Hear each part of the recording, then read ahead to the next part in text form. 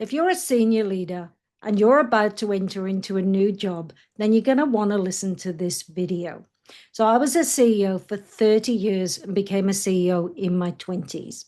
And I want to explain what happens before you even get into your new job, right?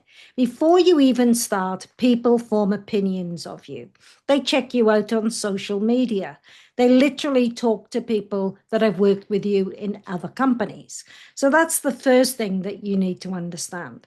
The second thing you need to understand is that when you walk into that company, there's going to be those people that want to instill information into your mind. They have agendas, okay? Then there's this second group of people that are watching everything you say. They're looking at everything you wear, and they're basically observing the way that you walk and the way you talk and the way that you interact with other people. Then there's the group on the fence. They haven't made an opinion yet, but they're really hopeful for change, right? They really desperately want something new. And then there's the people that literally want to cut you off at the knees before you even start. So just imagine that. Already there's opinions formed of you.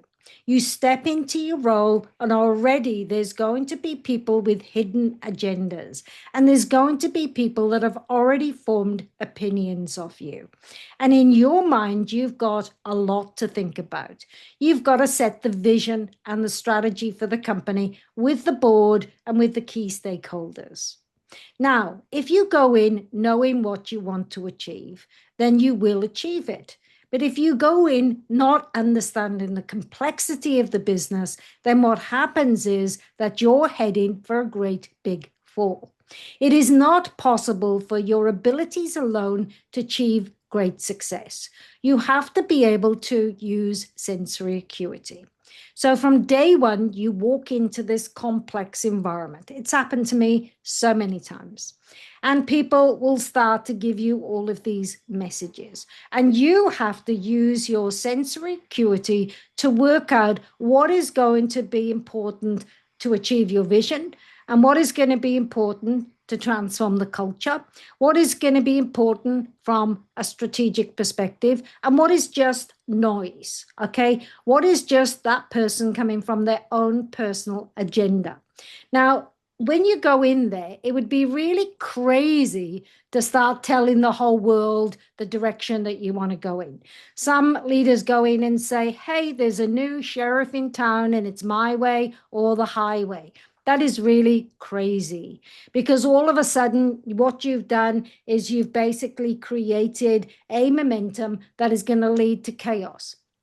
But if you go in and you disarm, and that means that you're using that level of active listening, sensory acuity, you're taking on board what people have to say, you're forming your own opinions and your own views in real time, people start to look at you differently. And the other thing is that most people are looking at body language. So if your body language is correct, you're engaging with people, you're showing vulnerability and credibility, then people start to respond to that. Now, you don't act upon urgency in these times, because people are always going to give you these urgencies. You have to make a decision as a leader right now. But if you're in poise, you will say, can you tell me a bit more? I'm sorry, but I can't make that decision right now unless I have more information, because this is the crucial time. This week in your new job is the week that can define you. It'll be the week that will either make you or break you, right? Now, trust me on this. So you're using all of this sensory acuity and you're observing all the time. Now, the CEOs and the new leaders that get it wrong is they keep talking as soon as they walk in the door. You got to keep listening as soon as you walk in the door. And as you do that, you'll start to navigate. Now, you know that you have to reframe that information so that that information starts to resonate with where you want to go. So you pick up all of that information that you've gathered in that first week, and now you start to reframe it. Now you start to give messages back. And suddenly, within about 3 weeks, people start giving back to you without even realizing it, the key messages that you've given out.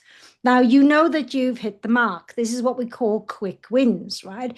We start to find that momentum in the business. And it's usually those people that are looking for hope, those people that want to make those changes. So I quite often ask questions about what are some of the dumb things that we do in this business? How could we make those changes? People usually laugh and they'll give me some of those things that we do that maybe we should look at changing. And then you start to build momentum and you start to build upon those quick wins. But as you build upon those quick wins, you're still navigating those people that haven't moved their position from wanting to cut you off at the knees. They're there. Don't think they're not. Don't for 1 minute rest and think that it's all going to be okay and your sheer charisma will get you through. No, that's why personal reserve is really essential as a leader when you're navigating this complex environment. I'm sure you're thinking this is a lot to take in, and it is.